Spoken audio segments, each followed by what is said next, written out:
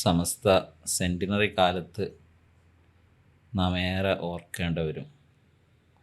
നീണ്ട 6 പതിറ്റാണ്ട് കാലം സമസ്ത കേരള ജമിയത്തുൽ ഉലമക്ക് ധീരമായ നേതൃത്വം നൽകിയ വലിയ സയ്യിദും ആലിമും എല്ലാമായ വലിയ നേതൃത്വമാണ് താജുൽ ഉലമ സയ്യിദ് അബ്ദുറഹ്മാൻ അൽ ബുഖാരി ഖുദ്ദസുല്ലാഹു.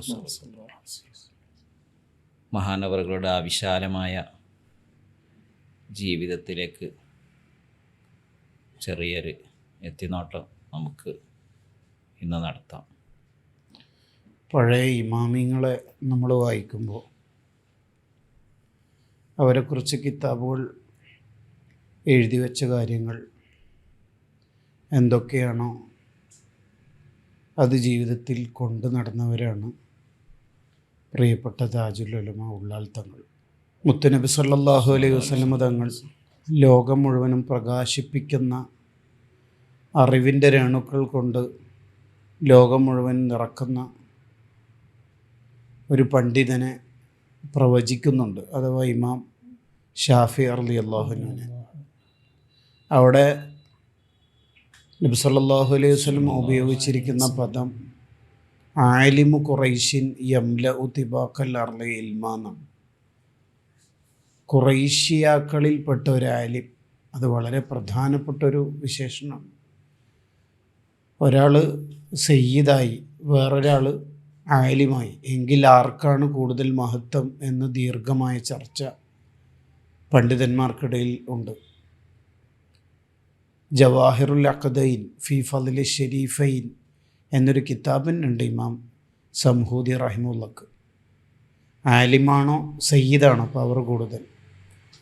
എന്നാൽ ഇത് രണ്ടും മേളിച്ച ആളാണ് ആലിമു ഖുറൈശ് എന്ന് വിശേഷിപ്പിക്കപ്പെട്ട ഇമാം ഷാഫി റളിയല്ലാഹു അൻഹു. ആ ഇമാം ഷാഫി റളിയല്ലാഹു അൻഹുവിനെ വിശേഷിപ്പിച്ചതുപോലെ നമ്മുടെ നേതൃത്വത്തിലെ വലിയ സയ്യിദും വലിയ ആലിമും അതിലപ്പുറത്ത് വലിയൊരു ആബിദും ആയ ഒരു മഹാനേതൃത്വമാണ് പ്രിയപ്പെട്ട താജുൽ ഉലമാ എന്ന് പ്രസ്ഥാനം മുഴുവനും മുഅ്മിനീങ്ങൾ മുഴുവനും വിശേഷിപ്പിക്കുന്ന തങ്ങളുപ്പാപ്പ. റുഹ്ബാനും ബില്ലൈലി ഫുർസാനും ബിന്നഹാർ എന്നാണ് ദാഇകളായ ആലിമീങ്ങളെ പൊതുവെ കിതാബുകൾ വിശേഷിപ്പിക്കാറുള്ളത്. പകൽ കുതിരപ്പടയാളിയും രാത്രി മെഹ്റാബ് കെട്ടിപ്പിടിച്ചവരും എന്നാണ് അതിനെ പറയാറുള്ളത്. അഥവാ രാത്രികാലം നീണ്ട ഇബാദത്തും പകൽ ജനസേവനവുമായി നടക്കുന്ന മഹാന്മാർ. അങ്ങനെ ഇമാമിങ്ങളെ വിശേഷിപ്പിക്കുന്ന, അല്ലെങ്കിൽ അൽ ആലിം എന്ന് പറയുമ്പോൾ അതിന് വിശേഷണമായി ചാർത്തി വെക്കുന്ന എന്തെല്ലാം കാര്യങ്ങളുണ്ടോ അതൊക്കെ നമുക്ക് പ്രിയപ്പെട്ട താജുൽ ഉലമയിലൂടെ വായിക്കാൻ പറ്റും. താജുൽ ഉലമയോട് നിങ്ങൾക്ക് ജീവിതത്തിൽ ഏറ്റവും ബഹുമാനമുള്ളത് ആരോടാണ് എന്ന ചോദ്യത്തിന് അവിടുന്ന് പറയുന്ന ഉത്തരം കണ്ണിയത്ത് ഉസ്താദിനോടാണ്. അവിടുത്തോടെ തന്നെ ചോദിക്കുന്നതിന് എന്തുകൊണ്ടാണ് നിങ്ങൾ കണ്ണിയത്ത് ഉസ്താദിനോട് ഈ ബഹുമാനം പറയുന്നത്?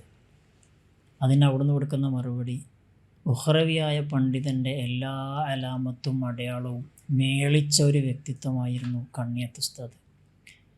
അതേ വിശേഷണം അക്ഷരം തെറ്റാതെ പറയാൻ പറ്റുന്ന പണ്ഡിതനായിരുന്നു ബഹുമാന്യരായ താജുൽ ഉലമ.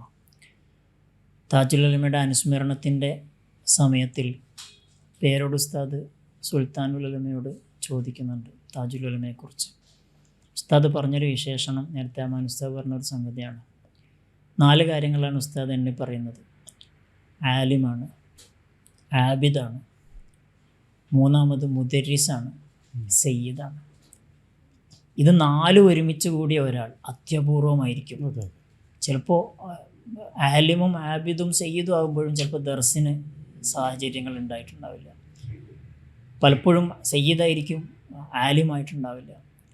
ഇത് ആലിമും ആബിദും സയ്യിദും മുദരിസും, ഈ 4 വിശേഷണങ്ങളെല്ലാം ഒരുമിച്ച് കൂടിയ അപൂർവ വ്യക്തിത്വങ്ങളിൽ ഒരാളായിരുന്നു താജുൽ ഉലമ എന്ന് സുൽത്താനുൽ ഉലമ ആ സമയത്ത് അനുസ്മരിക്കുന്നുണ്ട്. അതിലെ ഓരോ വിശേഷണം തന്നെ മതി ഒരാൾക്ക് വിജയിക്കാൻ.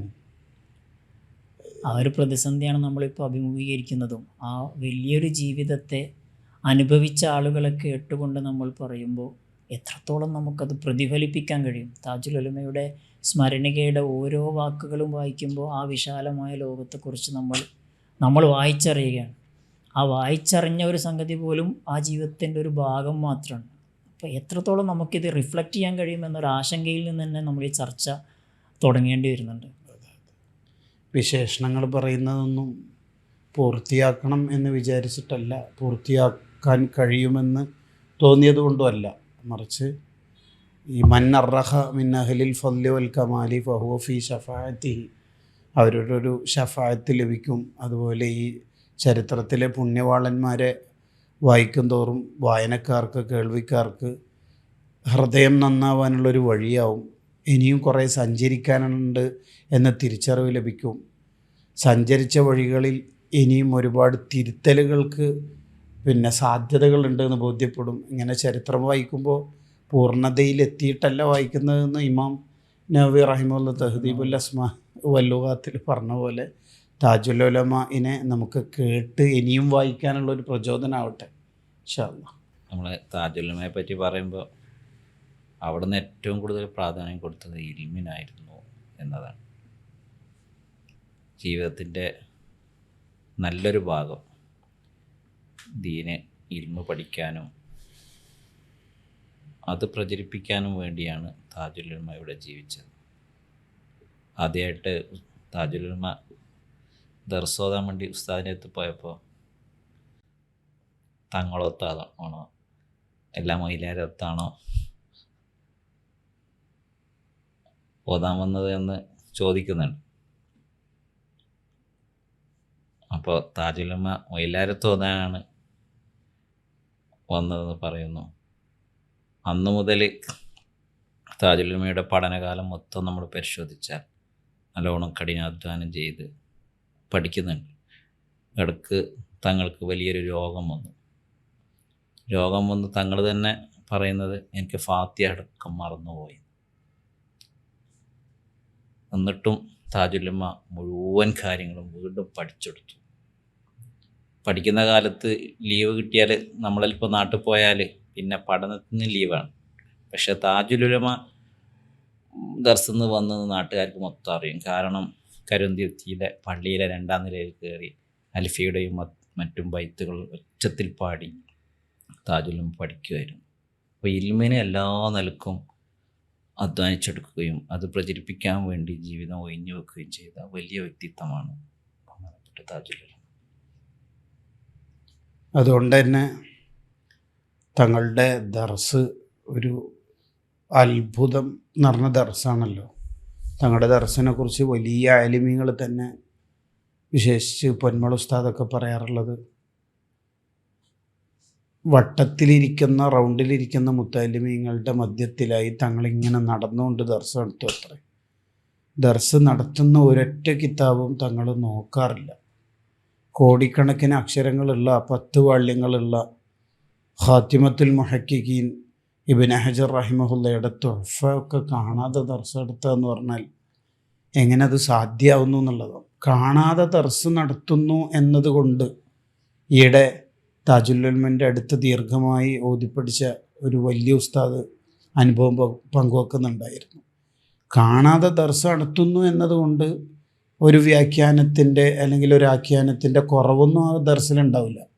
എല്ലാ ഷുറൂഹും എല്ലാ ഹവാഷികളും തങ്ങളുടെ സംസാരത്തിൽ വരും. ഇന്ന ഷറഹിൻ്റെ ഭാഗം നോക്കണം, ഹാഷിയുടെ പാർട്ട് നോക്കണം എന്ന് വളരെ കറക്റ്റായി പറയും.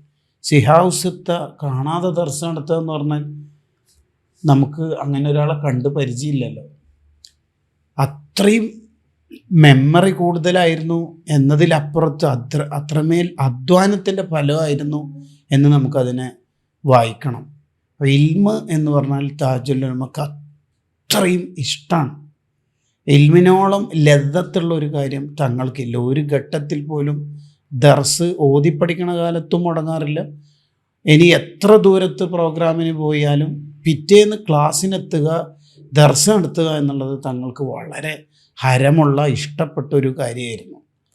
അതുതന്നെ മുത്തഅല്ലിമീങ്ങളെക്കുറിച്ച് അഥവാ താജുൽ ഉലമയുടെ മുത്തഅല്ലിമീങ്ങളെക്കുറിച്ച് വളരെ സീനിയേഴ്സായ മദനികളായ ഉസ്താദുമാർ പറയാറുണ്ട്. മുത്തഅല്ലിമീങ്ങൾ ഓരോരുത്തർ എന്താ ചെയ്യുന്നത്, അവരേത് കിതാബാണ് നോക്കുന്നത്, ഏത് ഹാഷിയാണ് നോക്കുന്നതെന്ന് തങ്ങളിങ്ങനെ റൗണ്ടായി നടന്ന് നോക്കും അത്ര ഓരോന്ന്. മക്കൾ ഏത് നോക്കണം ഏത് നോക്കരുത് എന്ന് വളരെ കൃത്യമായിട്ട് തങ്ങൾക്ക് അജണ്ട ഉണ്ടായിരുന്നു. മുത്തഅല്ലിമീങ്ങളുടെ ഒരു സമയം നഷ്ടപ്പെടാൻ തങ്ങൾ അനുവദിക്കില്ല. നമുക്ക് കിതാബുകളിലൊക്കെ വായിക്കാൻ പറ്റും, തദിക്കറത്തു സാമി വൽ മുത്തക്കല്ലിം ഫി ആദാബിൽ ആലിമി വൽ മുത്തഅല്ലിം. ഒരു മുത്തഅല്ലിമിന് വേണ്ട ക്വാളിറ്റിയൊക്കെ പറയുന്നുണ്ട് അതിൽ വളരെ പ്രധാനപ്പെട്ടത് പറയണത് മുത്തഅല്ലിമ ജീവിതത്തിൽ ഒരു സമയം നഷ്ടപ്പെടുത്താൻ പാടില്ല എന്നുള്ളതാണ്.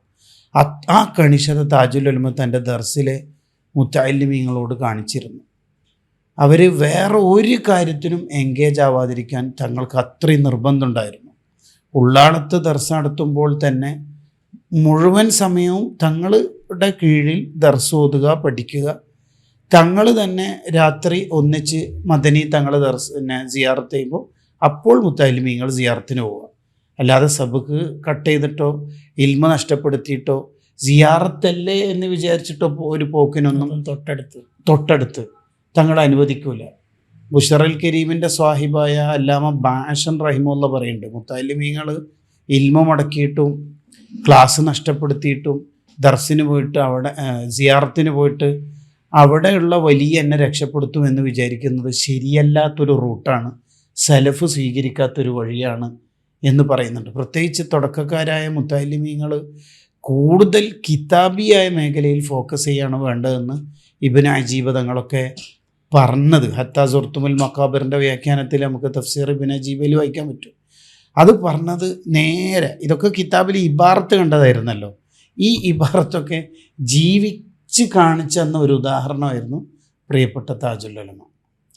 അൽഫിയയുടെ ദർസിനെ കുറിച്ച് അവിടുന്ന് പറയുന്നുണ്ട്, മുഴുവനും ഉസ്താദിൻ്റെ അടുത്ത് നോക്കി 3 വരികൾ മാത്രമാണ് അതിൻ്റെ ഇടയിൽ മിസ്സായിപ്പോയത്. അപ്പോൾ പരമാവധി ഉസ്താദിൻ്റെ അടുക്കൽ നിന്ന് മുഴുവനും ഓതി തീർക്കുക. ഇനി എന്തെങ്കിലും ഒന്ന് മിസ്സായാൽ തന്നെയും അത് ഓതിയെടുക്കുക.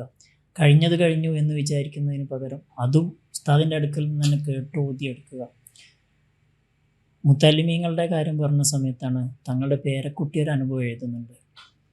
അവർ കോളേജിൽ പഠിക്കുന്ന സമയത്ത് താജുൽ ഉലമയുടെ കൂടെ ഒരിക്കൽ വീട്ടിൽ ഉള്ളൊരു സമയം, രാത്രി 10 മണിയായപ്പോഴാണ് താജുൽ ഉലമ അവരെ വിളിക്കുമ്പോൾ തന്നെ അവർക്ക് മനസ്സിലായി ഇത് കിതാബുമായി ബന്ധപ്പെട്ട എന്തോ കാരണം ഒരാളെ സ്വഭാവത്തിൽ നിന്ന് അവർ മനസ്സിലാക്കിയെടുക്കുമല്ലോ. നേരെ വന്നിട്ട് അശ്അരി ഇമാമിനെ കുറിച്ച് ചരിത്രം പറയുന്ന ഒരു കിതാബ് അവരുടെ മുമ്പിൽ വായിക്കും. രാത്രിയാണ്, 10 മണിയാണ്. താജുൽ ഉലമക്ക് അവിടുത്തെ പ്രായം എത്രയാണെന്ന് നമുക്കറിയാം. ആ ഒരു സമയത്താണ് ഈ കിതാബ് വായിക്കാൻ പറയുന്നത്. പിന്നെ തങ്ങൾ പറയുന്നുണ്ട് പിന്നെ നടന്നും ഇരുന്നും താജുൽ ഉലമയുടെ ഒരു ദർസിലേക്കാണ് പ്രവേശിച്ചു കഴിഞ്ഞാൽ പിന്നെ അവരുടെ ഹൈബത്താണല്ലോ. പിന്നെ നടന്നും ഇരുന്നും വായിച്ചും അതിന് വായിക്കുന്നിടത്ത് ചെറിയ സ്കലിതങ്ങളൊക്കെ ഉണ്ടാകും, അത് തിരുത്തിയും ആ കിതാബ് പോലും ചിലയിടത്ത് കാണാതെ താജുൽ ഉലമ വായിക്കുന്നു. നമ്മൾ നേരത്തെ സിഹാഹ് സിത്ത പറഞ്ഞു, തുഹഫ പറഞ്ഞു. അപ്പോൾ ഇവർ പറയണം ആ കിതാബിൽ ഇബാറത്ത് തിരുത്തി കൊടുക്കുന്നത് പോലും കാണാതെയാണ് തിരുത്തി കൊടുക്കുന്നത്. അങ്ങനെ പേരക്കുട്ടിയുടെ പോലും സമയം അത് 1.5 മണിക്കൂർ നീണ്ടു നിൽക്കുകയാണ് ആ ദർസ്. 10 മണിക്ക് സ്റ്റാർട്ട്, രാത്രി 10 മണിക്ക് സ്റ്റാർട്ട് ചെയ്ത ദർസ് 1.5 മണി വരെ, മീൻസ് 1.5 മണിക്കൂർ താജുൽ ഉലമ എടുക്കുകയാണ്. അപ്പോൾ കുട്ടിയെ പഠിപ്പിക്കുക കൂടി ചെയ്യാണ്. നമ്മളെ പേരക്കുട്ടികൾ മുതൽ അങ്ങോട്ടുള്ളവരെ പോലും എല്ലാ അർത്ഥത്തിലും ഇൽമിൻ്റെ വഴിയിൽ സഞ്ചരിക്കുന്നതിൻ്റെ ഒരു പ്രാധാന്യം ബോധ്യപ്പെടുത്തുകയും അതിനു വേണ്ടി തന്നെ ജീവിക്കുകയും ചെയ്തു. ഇതാണ് താജുൽ ഉലമയുടെ ഏറ്റവും വലിയൊരു പ്രത്യേകത എന്ന് പറഞ്ഞാൽ. നമുക്കിപ്പോൾ താജുൽ ഉലമനോട് ഇഷ്ടമുണ്ടെങ്കിൽ, അല്ലെങ്കിൽ താജുൽ ഉലമ നമ്മെ ഇഷ്ടപ്പെടണമെന്ന് നമുക്ക് ആഗ്രഹമുണ്ടെങ്കിൽ നമ്മളും ഇൽമ് പഠിക്കുക, കൂടുതൽ സമയം പഠിക്കുക. വിശേഷിച്ച് മുത്തഅല്ലിമീങ്ങളായ നമ്മെ സംബന്ധിച്ചിടത്തോളം മുഴുവൻ സമയം ഇൽമിന് സ്പെൻഡ് ചെയ്യുക, അല്ലേ? വയ്യു ഷൈഇൻ അഫ്ളലു മിൻ ത്വലബിൽ ഇൽമ് എന്ന് അഹ്മദ് ബിൻ അംബറുല്ലാഹിന് ചോദിക്കുന്നുണ്ട്. ഇൽമിന് സമയം ചെലവഴിക്കലാണ് ഏറ്റവും വലിയ കാര്യം എന്ന് ഇമാം സർവ്വ കിതാബുകളുടെ ആമുഖത്തിൽ കൊണ്ടുവരാറുണ്ട്. അപ്പോൾ താജുൽ ഉലമ തന്നെ ഒരു വട്ടം ഏറ്റവും വിഷമവും പറയുന്നുണ്ടല്ലോ. തങ്ങൾക്ക് ഏറ്റവും വിഷമമുള്ള കാര്യം ഏതാണെന്ന് ചോദിക്കുമ്പോൾ നല്ല വൃത്തിയിൽ നല്ല അധ്വാനം ചോദ്യപ്പെടുന്ന മുത്തഅല്ലിമീങ്ങളുടെ എണ്ണം കുറയുന്നു എന്നുള്ളത് നമ്മളെ നെഞ്ചത്തേക്ക് തറക്കുന്ന ചോദ്യമാണ്. അങ്ങനെയുള്ള ആളുകൾ ഇല്ലാതെയായി പോകുന്നു. ശരിക്ക് ഇൽമ് ആലിമ് നഷ്ടപ്പെടുന്നതോടു കൂടിയാണല്ലോ ഈ സമൂഹം ദലാലത്തിലേക്ക് പോകുന്നത്. തങ്ങൾ താജുൽ ഉലമ ഇംഗ്ലീഷ് പഠിപ്പിച്ചു തരാൻ വേണ്ടി ചോദിക്കുന്നൊരു ഘട്ടം പറയുന്നുണ്ട്. അന്ന് താജുൽ ഉലമയുടെ വയസ്സ് 91. അപ്പോൾ അവർ അറിവിനെ സമീപിക്കുന്ന ഒരു രീതി നമ്മുടെ ചരിത്രത്തിൽ നമ്മുടെ ഉലമാഇനെ ആദ്യ കാലഘട്ടം മുതൽ തന്നെ അത് കാണുന്നുണ്ട്. ഓരോ അറിവിനെയും അവരെങ്ങനെയാണ് സ്വീകരിക്കുന്നത് എന്നുള്ളത്.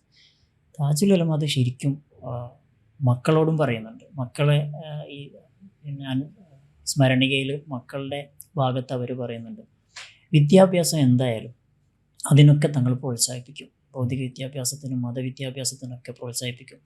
പക്ഷെ ഒരൊറ്റ കണ്ടീഷൻ മാത്രമേ ഉള്ളൂ, പഠിക്കുന്നത് കൃത്യമായി പഠിക്കണം, പൂർണ്ണമായി പഠിക്കണം.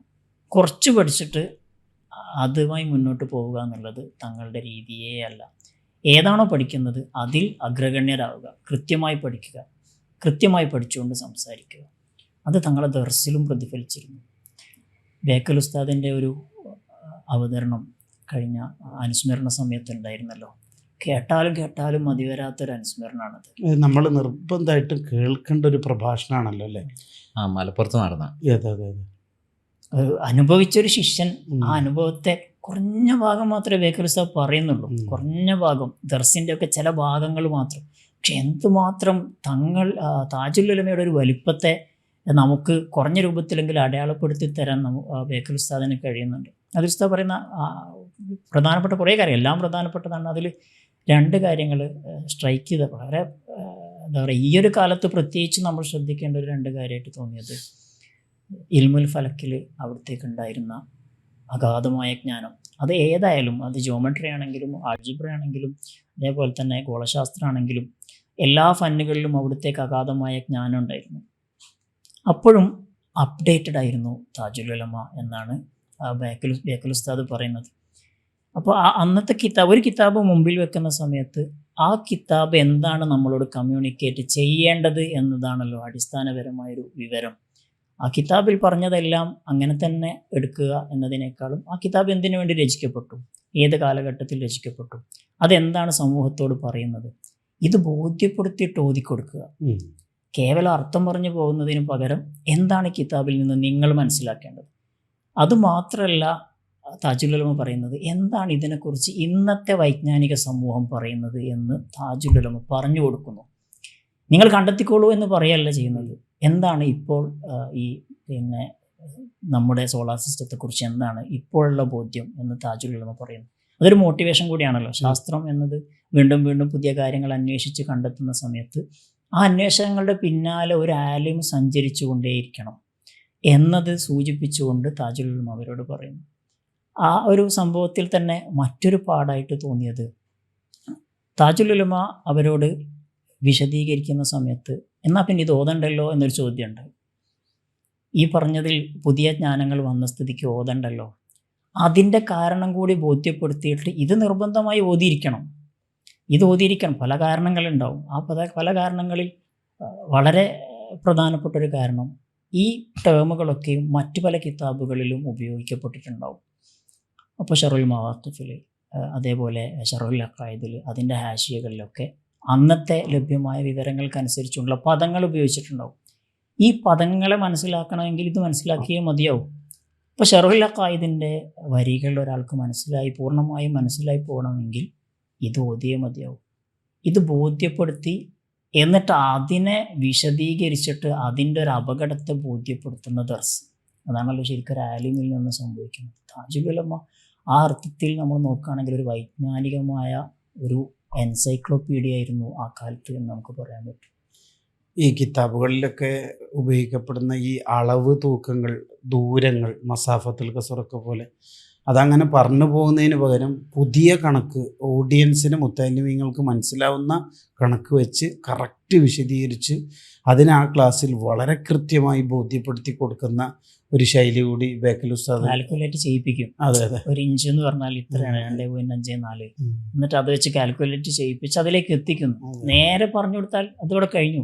പക്ഷെ അതോടെ പ്രാക്ടീസ് ചെയ്യിപ്പിക്കുന്നു. തങ്ങൾ ഉസ്താദ് പറഞ്ഞ പോലെ അത് പ്രാക്ടീസ് ചെയ്യിപ്പിച്ച് ശിഷ്യന്മാരെന്താവണം അതിനെക്കുറിച്ച് താജുൽ ഉലമക്ക് നല്ല കാഴ്ചപ്പാടുണ്ടായിരുന്നു എന്ന് ഓരോ സംഗതികളും നമ്മെ ബോധ്യപ്പെടുത്തുന്നുണ്ട്. ഇതിനോട് ചേർന്നുകൊണ്ട് ബേക്കൽ ഉസ്താദ് പറയുന്ന വേറൊരു രസകരമായൊരു സംഗതി, ഒരു സംഭവം, ഈ ചന്ദ്രനിലേക്ക് ആളുകൾക്ക് പോകാൻ പറ്റുമോ? ചന്ദ്രനിൽ നീലാംസ്ട്രോങ് കാലൂത്തി എന്ന് പറയുന്ന ഒരു കാലം കൂടിയാണല്ലോ. ആ ബേക്കലൂസ 69 പഠിക്കുന്ന സമയത്ത്. അതെ. അപ്പോൾ താജുൽ ഉലമ അന്ന് പ്രസംഗിച്ച ഒരാളുടെ ഒരു പ്രസംഗത്തെ ആളെ പേരൊന്നും പറയാതെ തന്നെ ഉദ്ധരിച്ചുകൊണ്ട് പറയുന്നുണ്ട്, ചന്ദ്രനിൽ മനുഷ്യർക്ക് കാലുകുത്താൻ പറ്റില്ല എന്ന് തീർപ്പ് പറയാണ് ഈ പ്രഭാഷകൻ. ശരിക്കും പ്രഭാഷകരാണല്ലോ സമൂഹത്തോട് കമ്മ്യൂണിക്കേറ്റ് ചെയ്യുക. യാഥാർത്ഥ്യത്തെ തിരിച്ചറിഞ്ഞ് പറയുക എന്നുള്ളതൊരു പ്രഭാഷകൻ്റെ ഏറ്റവും വലിയ ഉത്തരവാദിത്തമാണ്. ആലിമ് ആളായിട്ട് ആളുകൾ മനസ്സിലാക്കുന്നതും പ്രഭാഷകരായിരിക്കും. ഇപ്പോൾ താജുൽ ഉലമ അങ്ങനെ പറയാൻ പറ്റുമോ? പ്ലൂട്ടോയിൽ വരെ ആളുകൾ പോയാൽ എന്താണ് കുഴപ്പം? താജുൽ ഉലമ അതിൻ്റെ എക്സ്ട്രീമെൻറ്റിൽ അങ്ങേ അറ്റത്തുള്ളതിനെ പറഞ്ഞുകൊണ്ട് എങ്ങനെയാണ് നമ്മളിതിനെ സമീപിക്കേണ്ടത്, ഒരു വിജ്ഞാന ശാഖയെ എങ്ങനെയാണ് സമീപിക്കേണ്ടത് എന്ന് കൃത്യമായി ബോധ്യപ്പെടുത്തുകയാണ്. ഇപ്പോൾ ശാസ്ത്രം ട്രെൻഡിങ് ആയിരിക്കുന്ന ഒരു സമയത്ത് ശാസ്ത്രത്തിൻ്റെ വിശകലനങ്ങൾ നടത്തുമ്പോൾ നമ്മളിപ്പോൾ കാണുന്നുണ്ട്, നമ്മൾ ഒരു ലഭ്യമായ കുറഞ്ഞ വിവരങ്ങൾ വെച്ചുകൊണ്ട് നമ്മൾ ഉദ്ദേശിക്കുന്നത് ഒരു പക്ഷേ നന്മയായിരിക്കാം. ആളുകൾക്ക് അതിലൊരു എന്താണ് നമ്മൾ പറയാൻ ഉദ്ദേശിക്കുന്നത്, നമുക്കൊരു ലക്ഷ്യം ഉണ്ടാവും. പക്ഷെ ആ ലക്ഷ്യം നമ്മൾ ശാസ്ത്രം എന്താണെന്ന് മനസ്സിലാക്കാതെ പറയുമ്പോൾ യൂട്ടേൺ അടിക്കുന്നു. അതല്ല ഇസ്ലാം. ഇസ്ലാം സമഗ്രമാണ്. അഹ്ലുസുന്നത്ത് വൽ ജമാഅത്തിൻ്റെ വഴിയിലൂടെയാണ് നിങ്ങൾ പോകുന്നതെങ്കിൽ നിങ്ങൾക്കതിനെ മനസ്സിലാക്കാനുള്ള ഒരു ടൂള് അത് നമ്മുടെ ഉലമാഇൻ്റെ അടുക്കലുണ്ട്, പാരമ്പര്യ പഠന രീതിയിലുണ്ട്. അതനുസരിച്ചേ പറയാവൂ. നിങ്ങളൊരു പുതിയ തീരുമാനം പറയരുത്. ഉലമാഇൻ്റെ ഇനി പുതിയൊരു വിഷയം വന്നാൽ തന്നെ ആ മേഖലയിലുള്ള എക്സ്പേർട്സുമായിട്ട് സംസാരിച്ച് ഉലമാവുമായി സംസാരിച്ച് അല്ലാതെ പറയരുത് എന്ന വലിയൊരു പാഠം താജുൽ ഉലമ കുട്ടികളോട് തന്നെ പറഞ്ഞു കൊടുക്കുന്നു. ചുറ്റുവട്ടത്ത് നടക്കുന്ന എല്ലാ കാര്യങ്ങളും തങ്ങളുടെ ദർസിൽ ചർച്ചയ്ക്ക് വരുന്നു. അത്രമേൽ സമ്പന്നമാണ് അവിടുത്തെ ദർസ് എന്നുകൂടിയാണല്ലോ ഇതിനെ നമ്മൾ വായിക്കേണ്ടത്. ഇവിടെ തങ്ങളുടെ സബക്ക്, തങ്ങളുടെ ക്ലാസ്സിൻ്റെ രീതി, വിശദീകരണം, ഇതിലൊക്കെ നമ്മൾ കണ്ട് വായിക്കുന്ന ഒരു കാര്യം ഒരു പൂർണ്ണതയാണ്. ഒരു അവ്യക്തതയിൽ വെച്ച് നിർത്തിപ്പോകുന്ന ഒരു പരിപാടി തങ്ങൾക്കില്ല. അത് വായനയിലാണെങ്കിലും തങ്ങളുടെ മുമ്പിൽ വായിക്കുന്ന ആൾ വളരെ സ്പഷ്ടമായിട്ട് വായിക്കണം. അങ്ങനെ ഉണ്ടല്ലോ. ഇതേപോലെ എല്ലാ ഏരിയയിലും തങ്ങൾക്കൊരു പൂർണ്ണതയാണ് എപ്പോഴും ഇഷ്ടം. അത് അവിടുത്തെ ഇബാദത്തിൽ നിറഞ്ഞ് കാണാൻ പറ്റുന്ന ഒരു കാര്യമാണ്. എത്ര ടയേർഡായാലും അവിടുത്തെ ഔറാദ് മിസ്സാക്കില്ല. സുൽത്താനുൽ ഉസ്താദ് പറയാറുണ്ട്, സുൽത്താനുൽ ഉസ്താദ് താജുൽ ഉലമയെ അനുസ്മരിക്കുന്ന പ്രഭാഷണം എന്ന് പറഞ്ഞാൽ തങ്ങൾ വഫാത്താവുന്ന കാലം, അവിടെ ഞാൻ മർക്കസിൽ പഠിക്കുന്ന കാലം തഹസ്സുസിന്, അന്നേരം മർക്കസിൽ വളരെ പ്രൗഢമായൊരു അനുസ്മരണ സംഗമം നടക്കുന്നുണ്ട്. അപ്പോൾ സുൽത്താനുൽ ഉസ്താദ് എന്താണ് താജുൽ ഉലമനെ പറയുന്നത് എന്നുള്ളത് നമ്മളെല്ലാവരും ആകാംക്ഷയോടെ കാത്തിരിക്കുമല്ലോ.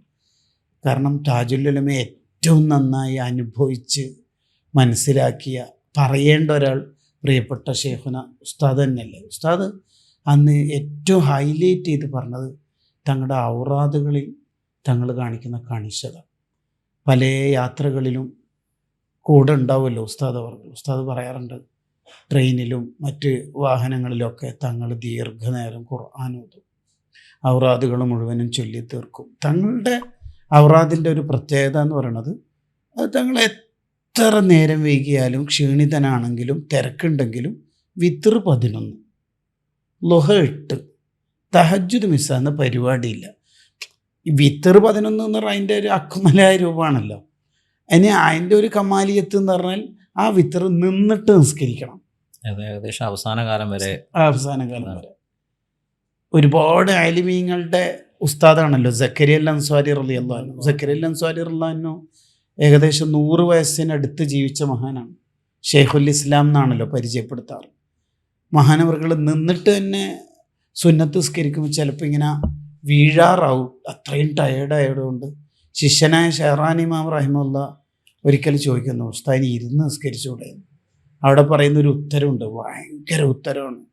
സക്കരിയ അൽ അൻസ്വാരി തങ്ങൾ പറയുന്ന ഉത്തരം, നാളെ ആഖിറത്തിൽ എൻ്റെ കയ്യിലേക്ക് എത്തിയാൽ ലാസ്റ്റ് ഉള്ള കുറച്ച് പേജുകൾ സ്വല്ല സക്കരിയ ഖായിദൻ, സക്കരിയ ഇരുന്ന് നിസ്കരിച്ചു എന്ന് ഞാൻ തന്നെ അള്ളാൻ്റെ മുമ്പിൽ വായിക്കുമ്പോൾ ഒരു നാണക്കെടല്ലേ എന്ന് പറയുന്നൊരു വാക്കുകളുണ്ട്. അങ്ങനെ ഇരുന്ന് നിസ്കരിക്കണോ എന്ന് ചിന്തിച്ച് ആ ഒരു വിത്ർ 11 നിന്നിട്ട് തന്നെ നിസ്കരിക്കും. സുൽത്താനുൽ ഉസ്താദ് പ്രസംഗിച്ചുകൊണ്ടിരിക്കുമ്പോൾ സ്റ്റേജിലേക്ക് കയറി വരുന്ന താജുൽ ഉലമയെ കണ്ടപ്പോൾ സുൽത്താനുൽ ഉസ്താദ് അള്ളാഹു അക്ബർ, നമ്മുടെ നേതാവ് വരുന്നുണ്ട് എന്നിട്ട് പ്രഭാഷണം നിർത്തിയത്രേ.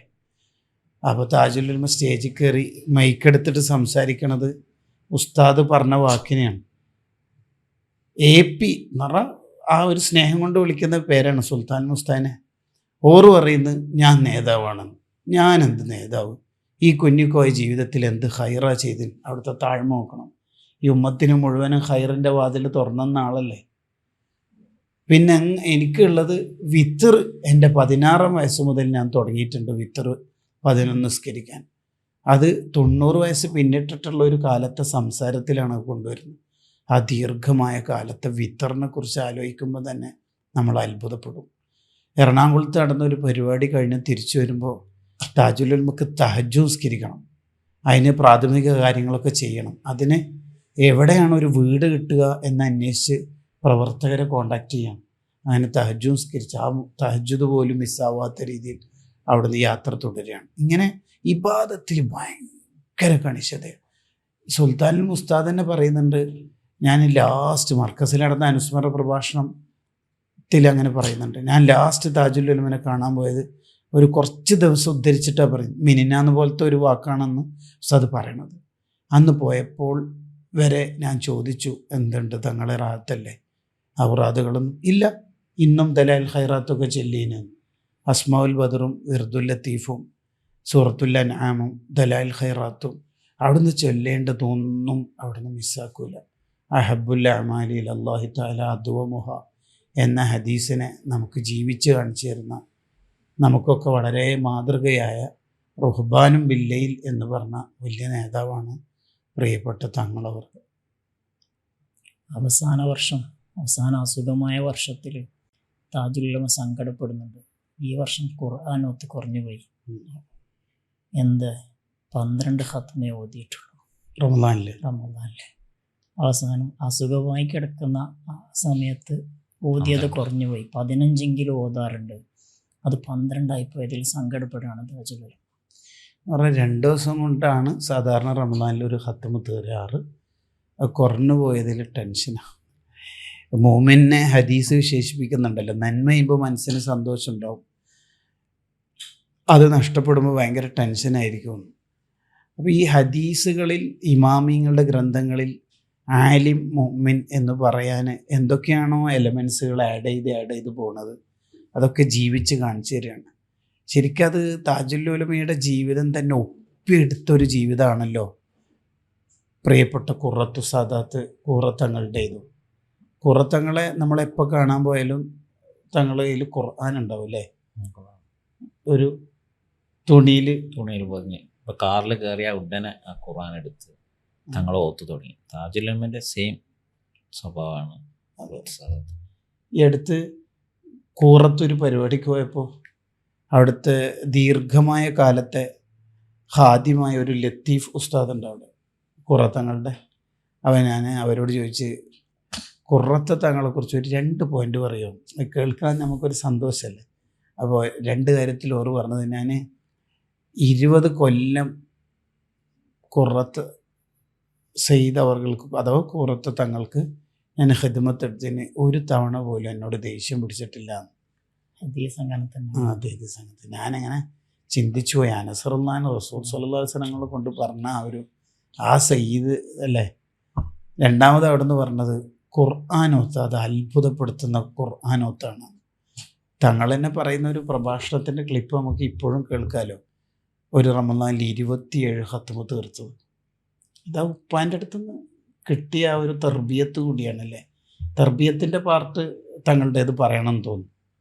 തങ്ങൾ അവിടുത്തെ നേരത്തെ മക്കളെയും പേരക്കുട്ടികളെയും തർബിയത്ത് ചെയ്ത സംഗതി പറയുന്ന അതേ സയ്യിദ് താജുൽ ഉലമ എന്ന് പറയുന്നുണ്ട്, ഞാനിങ്ങനെ ആയത് എന്തുകൊണ്ടാണ്? അവിടുന്ന് അതിൻ്റെ ക്രെഡിറ്റ് മുഴുവനും കൊടുക്കുന്നത് ഉമ്മാക്കാണ്. ഉമ്മ അത്യാവശ്യം സാമ്പത്തികമായ നിലവാരമുള്ള ഒരു വീട്ടിൽ, സാമ്പത്തികമായ സാഹചര്യമുള്ള വീട്ടിൽ നിന്ന് വരുന്ന, എല്ലാ സാഹചര്യം നിലനിൽക്കുന്ന ഒരു ഘട്ടത്തിൽ സാധാരണ രീതിയിൽ മക്കളും ഈ തരത്തിൽ പോവുക എന്നുള്ളതായിരിക്കും ഉമ്മമാർക്ക് താല്പര്യം ഉണ്ടാകും. ഇപ്പോഴത് കുറച്ചുകൂടി കൂടുതലാണല്ലോ. മക്കളുടെ ലൈഫിൻ്റെ സ്റ്റാറ്റസിനെ കുറിച്ചാണ് ഉമ്മമാർക്ക് ടെൻഷൻ ഉണ്ടാകുക. അതിൻ്റെ കൂടെ ധാർമ്മികത ഉണ്ടാവണം എന്നാണ് വിചാരിക്കുന്നത്. അത് നഷ്ടപ്പെട്ടു പോകരുത്, അതിലാണ് ടെൻഷൻ കൂടുതലുള്ളത്. പക്ഷേ താജുൽ ഉലമയുടെ വീട്ടിലേക്ക് വരുന്ന എത്ര വലിയ അതിഥികളാണെങ്കിലും ഉമ്മ പറയാം, എൻ്റെ 2 മക്കളും ആലിമീങ്ങളാവാൻ ദുആ ചെയ്യണം. ഇങ്ങനെ വരുന്ന എല്ലാ മഹാന്മാരോടും എൻ്റെ ഉമ്മ ദുആ ചെയ്യിപ്പിച്ചതിൻ്റെ ഫലമാണ് എന്ന് താജുൽ ഉലമ തന്നെ സാക്ഷ്യപ്പെടുത്തുന്നു. അപ്പോൾ ഈ തർബിയത്തിൻ്റെ വഴിയിൽ മാതാപിതാക്കളുടെ പങ്ക് അത് താജുൽ ഉലമയിലും നമ്മൾ കാണുന്നു, അവിടുത്തെ ഉമ്മയിലും കാണാണ്, അവിടുത്തെ ഭാര്യയിലും ഭാര്യയിലും. എന്ന് പറഞ്ഞാൽ ഇമാം ഗസാലി റളിയല്ലാഹു അൻഹുവിൻ്റെ ജീവിതത്തെ വായിക്കുമ്പോൾ നമുക്ക് ഈ ചരിത്രത്തിൻ്റെ ഒരു അടിപൊളി പിക്ചർ കാണാൻ പറ്റും. തൊബക്കാത്തു ഷാഫിഇയ്യത്തുൽ കുബ്രയിലൊക്കെ ഉണ്ടല്ലോ, ഗസാലി ഇമാമിൻ്റെ വാപ്പ ഏത് ഫിഖഹിൻ്റെ മസലകൾ പറയുന്ന മജ്ലിസിൽ പങ്കെടുത്താലും ദ്വാരക്കും ഇതേപോലെ ഫിഖ് പറയുന്ന ഒരു ആലിമായ ഒരു മോനെ എനിക്ക് തരണേന്ന്.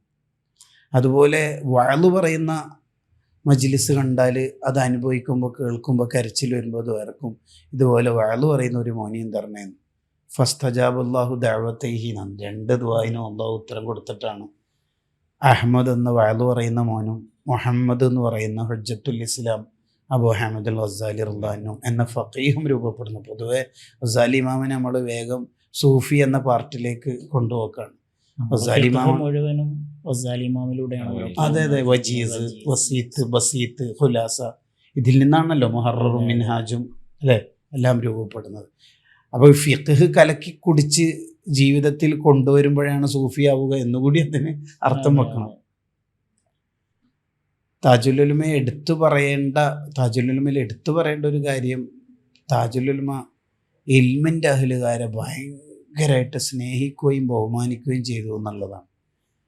ആ കാലത്തുള്ള ശിഷ്യന്മാർ പറയാറുണ്ട്, പൊന്മൾ ഉസ്താദിനെയും കോട്ടൂർ ഉസ്താദിനെയും കുറച്ചധികം ഇഷ്ടമാണെന്ന് നമുക്ക് തോന്നാറുണ്ട്. അവരുടെ ഒരു ഇൽമിനോടുള്ള ഒരു ഇഷ്ടവുമാണ് ഇൽമിൻ്റെ അഹ്ലുകാരോടുള്ള ഇഷ്ടം എന്ന് നമുക്കിങ്ങനെ വായിക്കാൻ പറ്റുന്ന ഒരു കാര്യമായിട്ട് പിന്നെ വായനയിൽ നിന്ന് തോന്നാറുണ്ട്. അത് നമ്മൾ അനുഭവിക്കുകയും ചെയ്യുന്നുണ്ടല്ലോ. ഇന്നും ആ ഒരു പൊരുത്തം കൃത്യമായും കേരള സമൂഹം അനുഭവിച്ചുകൊണ്ടിരിക്കുന്നുണ്ട്. താജുൽ ഉലമയുടെ വറഴ് പറയുന്ന സമയത്ത് നേരത്തെ പറഞ്ഞ രാത്രികാലത്തെ ആലിം എന്താണ് എന്നത് ഒരുപാട് സന്ദർഭങ്ങളിൽ പേരോട് ഉസ്താദ് പറയുന്നുണ്ട്. പൊട്ടിക്കരയുന്ന താജുൽ ഉലമയെ പല സന്ദർഭങ്ങളിലും കാണേണ്ടി വന്നിട്ടുണ്ട്. താജുൽ ഉലമക്ക് അവിടെ സ്വീകരണം കൊടുക്കുന്ന ഒരു സമയത്ത് താജുൽ ഉലമ പൊട്ടിക്കരയുന്ന രംഗം റൂമിൽ പോയ ആളുകൾ അതും എഴുതി വെക്കുന്നുണ്ട്. അപ്പോൾ ഇതൊന്നും എനിക്കിതിനൊന്നും അർഹതയില്ല എന്ന് വിചാരിക്കുകയും അതിനെ ജീവിതവും ശരീരവും സാക്ഷ്യപ്പെടുത്തുകയാണ് ചെയ്യുന്നത്.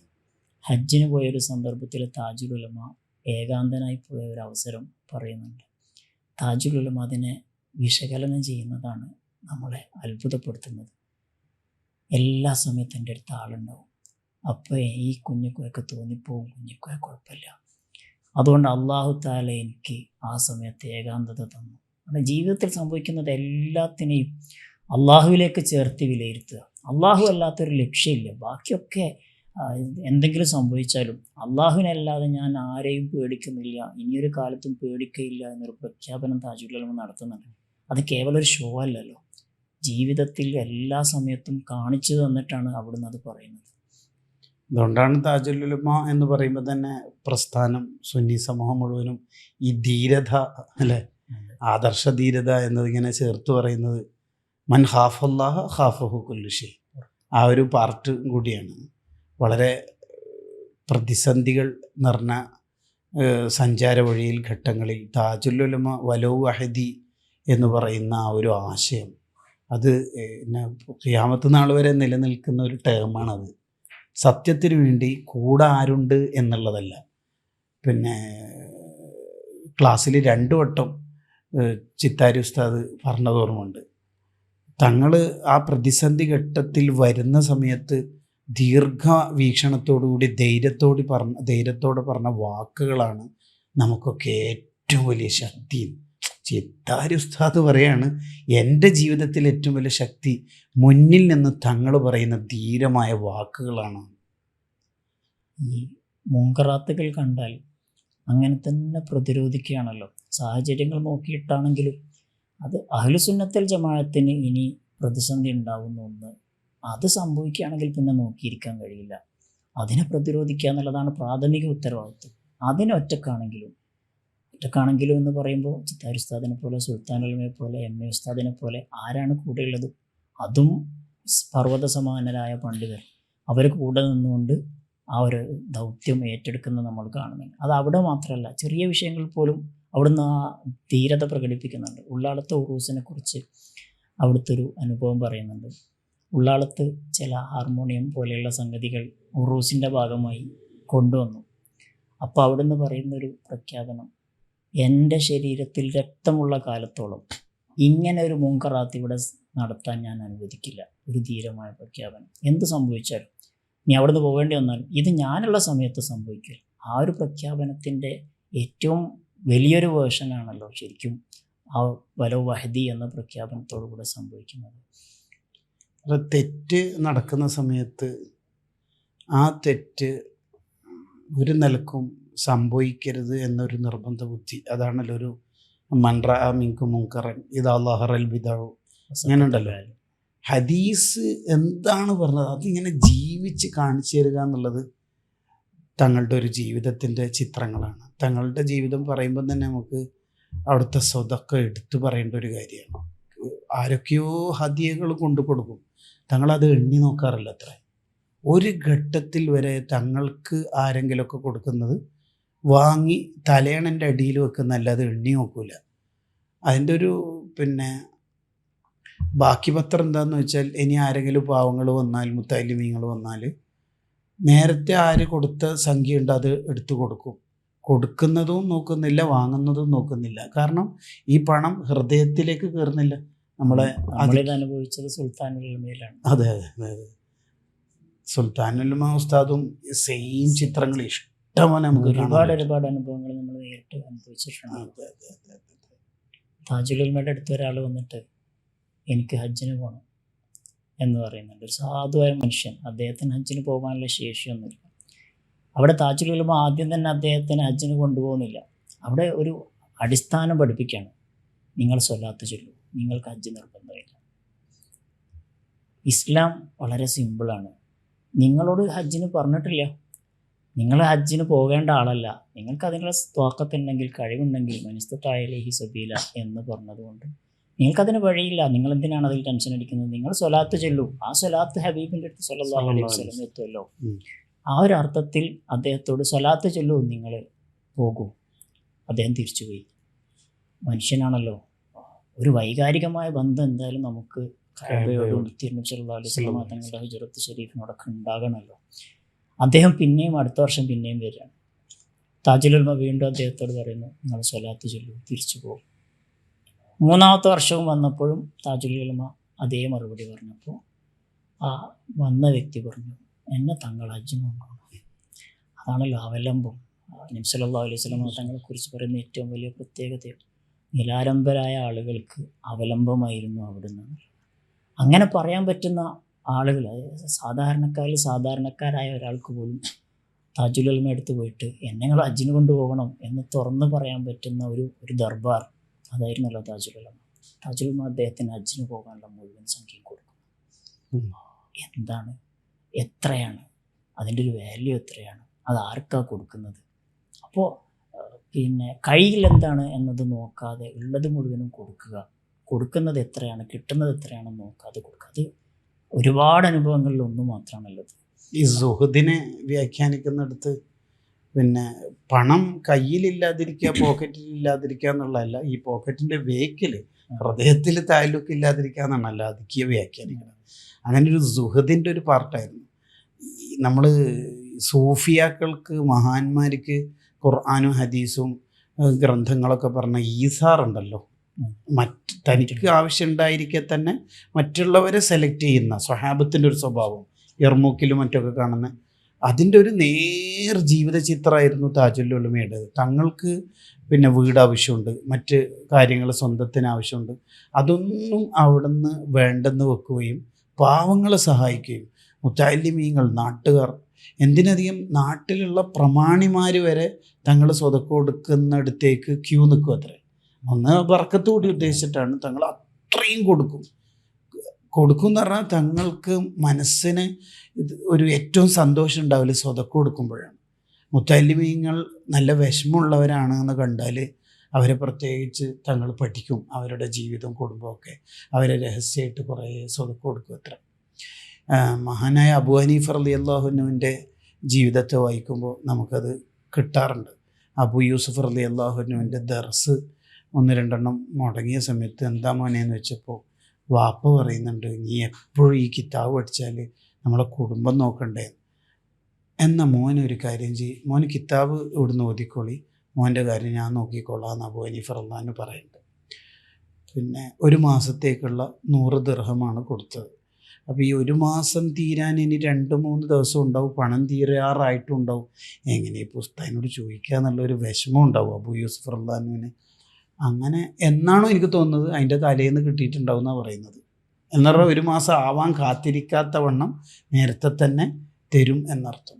ഇപ്പോൾ ഈ ഇമാമികളുടെ ഒക്കെ ഒരു ജീവിതം എന്ന് പറഞ്ഞാൽ ഒരു എന്താ പറയുക, അവർ വെറും കിതാബ് ഓതി കൊടുക്കൽ മാത്രമല്ല, സമൂഹത്തിന് എന്താണ് ആവശ്യം അത് കൊടുക്കുക എന്നുള്ളത്.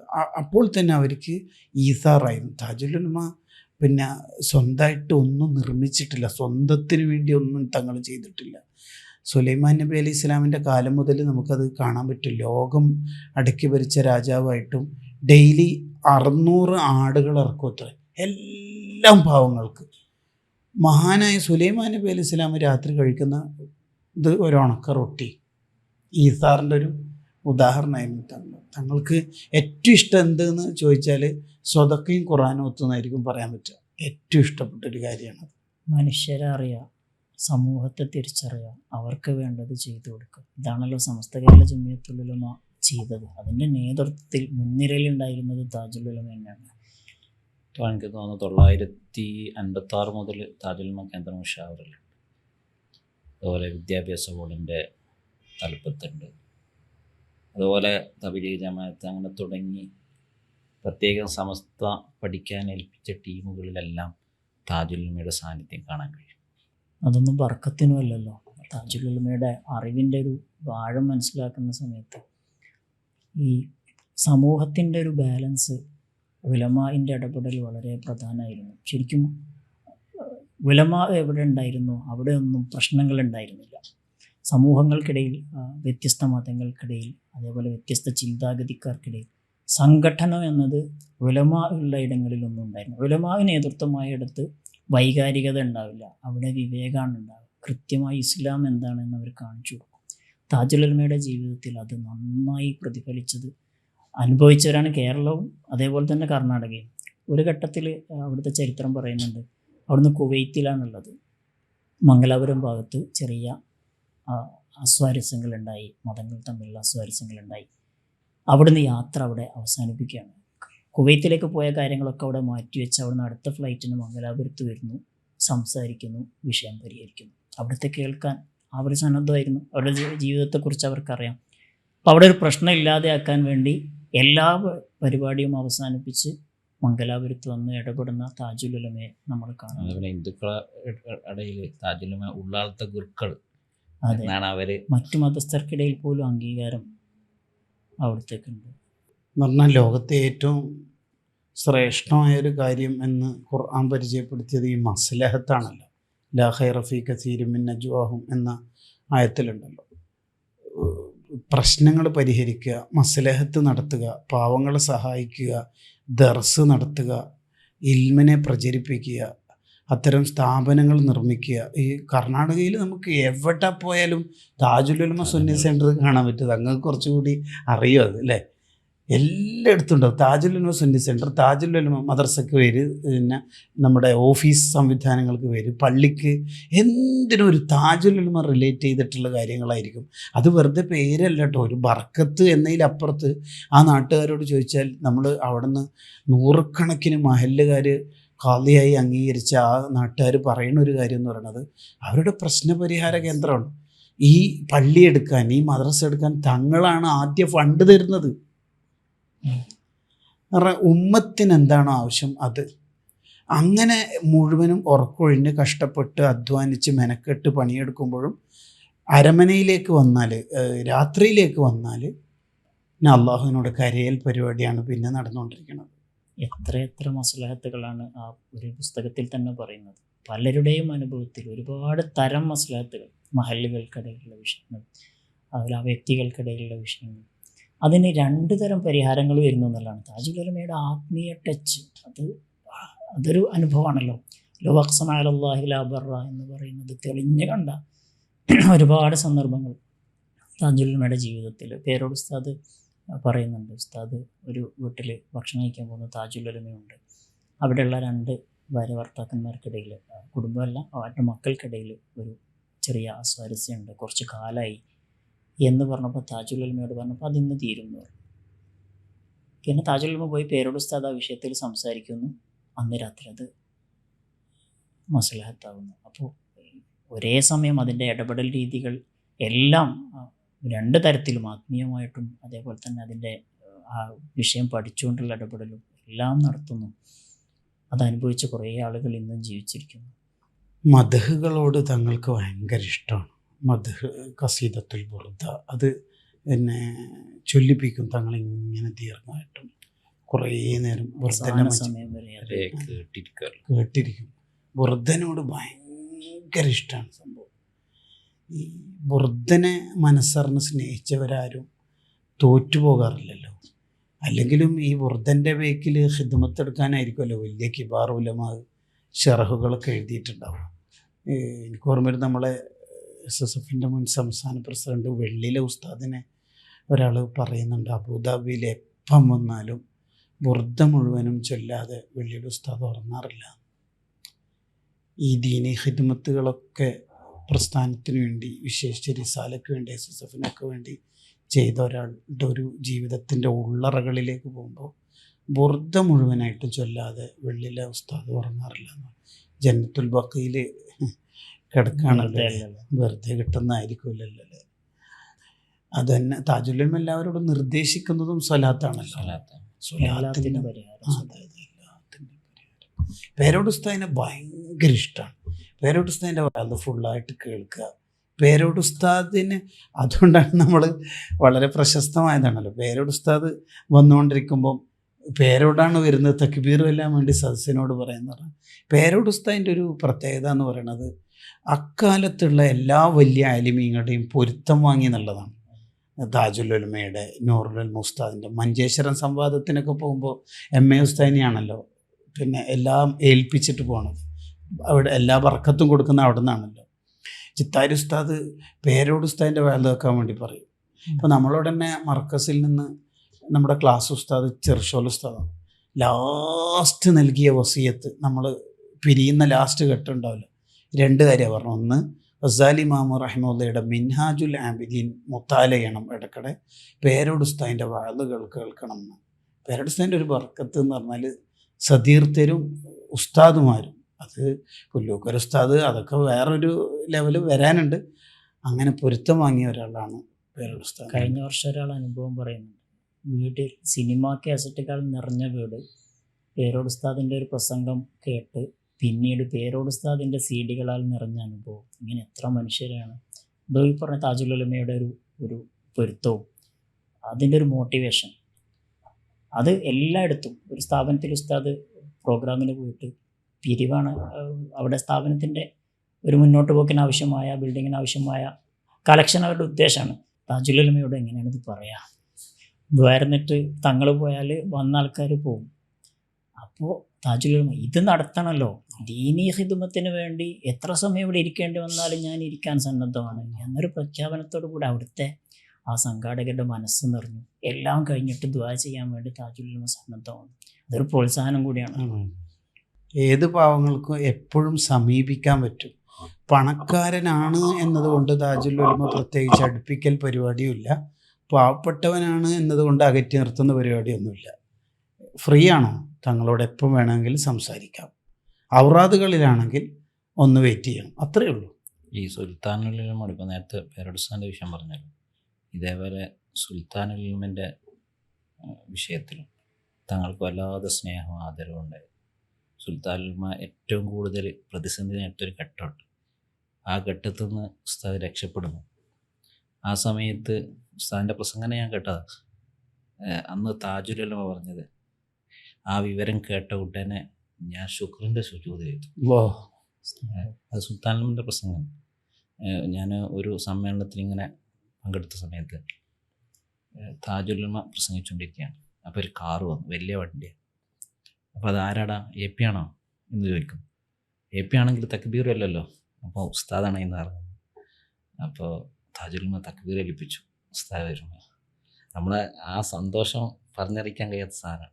എല്ലാ അർത്ഥത്തിലും പിന്നെ പ്രചോദനം കൊടുക്കേണ്ടവർക്ക് പ്രചോദനം കൊടുക്കുന്നു. അവരെ പലപ്പോഴും ഉള്ളാളത്തെ പ്രഭാഷണം താജുലുലമ ഇരുന്ന് കേൾക്കുന്നു. തിരുത്തേണ്ടത് ചിലപ്പോൾ ചില ആളുകൾ വല്ലാത്ത വിഡ്ഢിത്തങ്ങൾ പറയുമ്പോൾ അത് തങ്ങൾ തിരുത്തേണ്ട രൂപത്തിൽ തിരുത്തുന്നു. ആ തിരുത്തുന്നതിൽ അവിടുത്തേതായൊരു ശൈലിയുണ്ട്.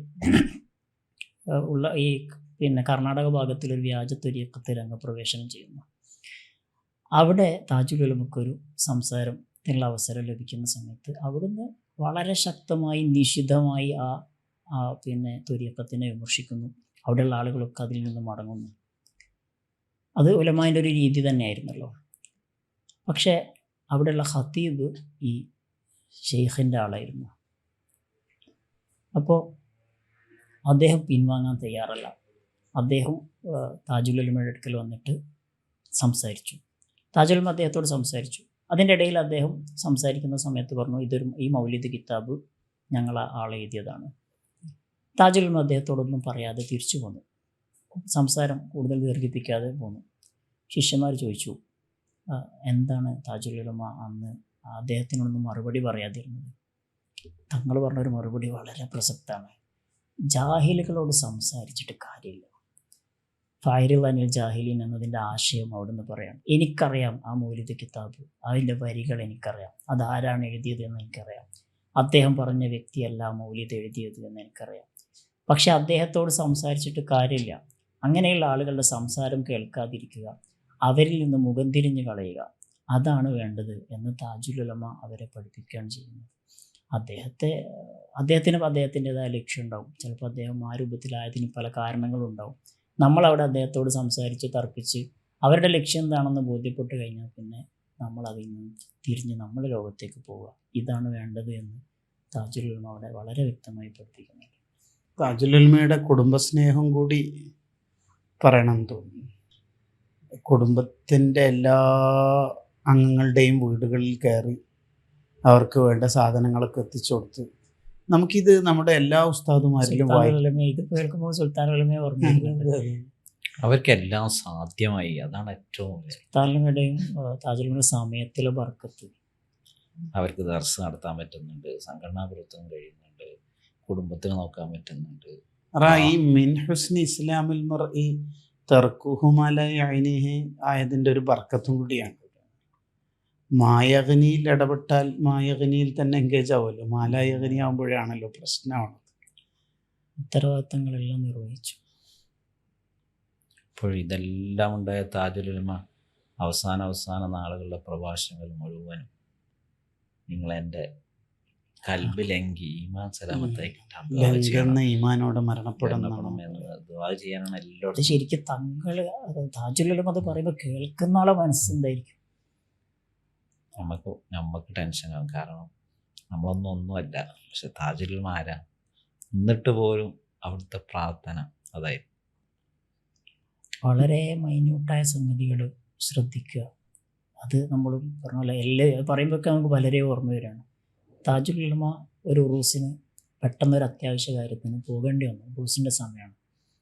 താഴക്കോട് ഉസ്താദാണ് അവിടെ പിന്നെ നേതൃത്വമായിട്ടുള്ളത്.